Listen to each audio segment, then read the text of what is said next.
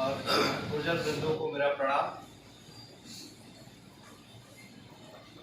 शिक्षक सम्मान समारोह के कार्यक्रम में मंचस्थ हमारे जिला विकास अधिकारी महोदय, विभिन्न विकास खंडों के खंड शिक्षा अधिकारी महोदय, सबसे महत्वपूर्ण आज अपने जनपद में 14,000 शिक्षकों में से एक जो अपना पूरे विभाग का नाम प्रदेश स्तर पे रोशन करके आए हमारे ऐसे शिक्षक श्री सुरेंद्र सिंह जी, हमारे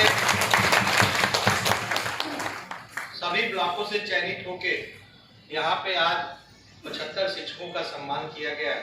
उन सारे शिक्षकों को एक बार शिक्षक दिवस की बधाई, उनके सम्मान के लिए। आप सब ये जानते हैं कि 5 सितंबर डॉक्टर सर्वपल्ली राधाकृष्णन जी का जन्म दिवस है और ये हम शिक्षक दिवस के रूप में मनाते हैं। वो शिक्षक के साथ साथ एक दार्शनिक भारत रत्न पुरस्कार से सम्मानित थे। आज सारे लोगों ने शिक्षक दिवस की महिमा के बारे में बहुत विस्तार से चर्चा किया और बड़ी बड़ी बातें हुई। मेरा ऐसा मानना है कि आज जो व्यक्ति जिस भी चेयर पे बैठा हुआ है, किसी न किसी रूप में उसके निर्माण में उसके शिक्षक का योगदान रहा है। चाहे वो हमारे प्राथमिक का शिक्षक रहे हो, चाहे वो कॉलेज के शिक्षक रहे हो या विश्वविद्यालय के शिक्षक रहे हो। मैं ये समझता हूँ कि मैं जिस पद पे हूँ या जो मेरा व्यक्तित्व है वो मेरी माँ से लेके और मेरे शीर्ष स्तर पे जो हमारे गुरुजन ने पढ़ाया था उसकी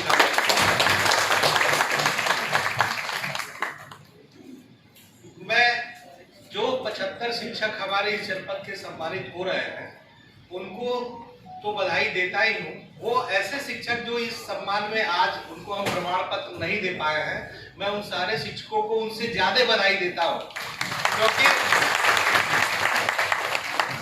ये प्रमाण पत्र और ये सम्मान करने की प्रक्रिया ये अनवरत चलती रहेगी, प्रतिवर्ष चलेगा और इस साल जो 75 पाएंगे अगले वर्ष किसी और को दिया जाएगा और निश्चित रूप से ये अनवरत चलते जाने वाली प्रक्रिया। तो कहीं भी किसी को अपने मन में किसी भी तरह का एक नकारात्मक भाव नहीं लाना है कि हमारा क्यों उस 75 में नाम नहीं रहा। बहुत कम समय में परसों रात को हम लोगों को डायरेक्टर साहब का पत्र आया जिसमें हमें ये बड़ा सा कार्यक्रम आज दोपहर 12 बजे से सम्मानित करने वाला कराया जा रहा था। हम लोगों ने कल पूरे दिन में और पूरी हमारी टीम ने देर रात तक ये काम किया और जाके हम लोग ये काम 12 बजे से अपना काम शुरू करा सके हैं। इसमें आपको बता दें कि शिक्षक सम्मान के लिए जो आदरणीय सुरेंद्र सिंह जी हैं उनके लिए हमें लखनऊ से इनका प्रमाण पत्र मंगवाना था। उस हाँ, तो ये मैं बता रहा हूँ कि हमारे लिए बहुत कम समय था शिक्षक के चयन से लेकर सारी व्यवस्थाओं को करने में, लेकिन मैं अपने सारे खंड शिक्षा अधिकारियों को धन्यवाद दूंगा कि उन्होंने इतने कम समय में अपने ब्लॉक से वो 3 शिक्षक, हमने इनको टारगेट दिया था कि आप अपने ब्लॉक से 3 शिक्षकों को चयनित करके हमें दीजिए जो अपने क्षेत्र में अच्छा काम किए। उन लोगों ने भी किया। मैं मानता हूँ कि हो सकता है इसमें कुछ त्रुटियां रह गई हो, लेकिन हम ये मानते हैं कि प्रतिवर्ष सम्मानित किए जाने वाले शिक्षक किसी सम्मान और ऐसे सम्मान के मोहताज नहीं है। उनसे शिक्षक से हम है, शिक्षक किसी से नहीं है। दूसरी चीज, जहां तक छात्र संख्या की बात आती है तो हम ये बता देते हैं कि मैं यहाँ खड़ा हूं तो इसलिए खड़ा हूं कि आप हमारे विभाग में हैं और आप इसलिए हैं क्योंकि आप बच्चे हैं। तो एक अनवरत श्रृंखला जुड़ी हुई है, बच्चों से आप हैं, आपसे हम हैं। अगर ये एक श्रृंखला नहीं होगी तो हम लोग कहीं ना कहीं कमजोर हो जाएंगे और वो हमारा सम्मान नहीं रह पाएगा। जहां तक आपकी योग्यता की बात है तो मैं बता दूं कि शायद ही कोई विभाग होगा जिसमें इतना योग्यताधारी लोग रखे जाते हो। आप बीएड करते हैं, टीईटी करते हैं, अब शिक्षक पात्रता परीक्षाएं की जा रही हैं, तो निश्चित रूप से 3 परीक्षाएं पास करके आप इस सम्मानित नौकरी में आ रहे हैं। तो निश्चित रूप से आपके लिए संघर्ष और चैलेंज भी उतना ही मजबूत होगा। आप देखिए कि समाज में शिक्षा की 2 व्यवस्थाएं हैं, एक प्राइवेट सेक्टर संचालित करता है, एक हमारा सरकारी क्षेत्र संचालित करता है। प्राइवेट सेक्टर में वो बच्चे जाते हैं जो निश्चित रूप से ग्रूम्ड हैं, उनके फादर या मदर, उनके जो पेरेंट्स हैं वो शिक्षित हैं, आर्थिक रूप से सक्षम हैं, उनको वो लोग ट्यूटर करते हैं, उनको लोग गाइड करते हैं, उनको पढ़ाते हैं। आप इसलिए ज्यादा सक्षम लोगों को दूसरे सेक्टर में लगाया गया है जहां पर समाज के सबसे वंचित वर्ग को, सबसे कमजोर वर्ग को पढ़ाने की जिम्मेदारी आपको दी गई है। ऐसे बच्चे जिनको खाने से लेके हर चीज की समस्याएं हैं, उनके निर्माण करने की जिम्मेदारी आपके ऊपर है। इसीलिए सरकार ने सबसे योग्य लोगों को चुना है इस चीज को, इस काम को करने के लिए। निश्चित रूप से समाज में 20% की आबादी ऐसी है जो क्विंटाइल आय से है, मतलब जिनकी आय भी नीचे है और समाज में उपेक्षित वर्ग है। और अगर इन लोगों को समाज में और राष्ट्र के मुख्य धारा में जोड़ दिया जाए तो निश्चित रूप से हमारा समाज, हमारा देश, हमारा राष्ट्र एक विकासशील देश की तुलना के सापेक्ष विकसित देश की तरफ आगे बढ़ जाएगा। तो मैं तो ऐसा मानता हूं कि बेसिक शिक्षा देश को विकसित से विकासशील से विकसित देश बनाने में सबसे महत्वपूर्ण योगदान करने जा रहा है।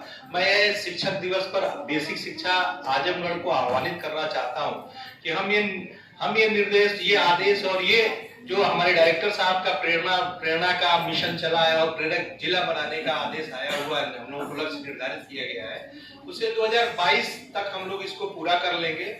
निश्चित रूप से प्रेरणा में जब सितंबर 2019 में प्रेरणा मिशन लॉन्च किया गया था तो एक बृहद कार्यक्रम लेके आया गया था जिसमें लक्ष्य निर्धारित किया गया, सूची निर्धारित की गई, तालिकाएं बनाई गई।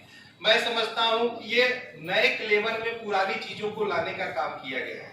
कोई भी शिक्षक, कोई भी विद्यालय ऐसा नहीं रहा हो जहां पे बच्चों को जो लक्ष्य निर्धारित किए गए, जोड़ घटाना, गुणा भाग, यही तो कराया गया उसमें, गुण गणित से लेके और विषय भाषा में आप वो पहले से कराते आए। हमारे जिला विकास अधिकारी महोदय कभी निरीक्षण में जाते हैं किसी विद्यालय में, तो किसी कक्षा में जाते हैं तो सिर्फ यही उठा के कहते हैं बच्चे से कि बेटा खड़े हो जाओ और इस पुस्तक का ये पैराग्राफ जरा पढ़ के सुना दो। तो मिशन प्रेरणा का प्रेरणा लक्ष्य इससे इतर नहीं है। मैं समझता हूं कि हम लोग ये काम लगातार पिछले वर्षों से करते आए हैं। तो मिशन प्रेरणा का जो प्रेरक लक्ष्य का उद्देश्य लेके चले हैं तो उसको पूरा करने में हम लोग कहीं पीछे नहीं लगेंगे। मैं उम्मीद करता हूं, मैं आह्वान करता हूं आप लोगों से कि ये जो मिशन प्रेरणा का प्रेरक लक्ष्य का जो हमें मिला हुआ है वो अगले साल भर में हम लोग पालेंगे।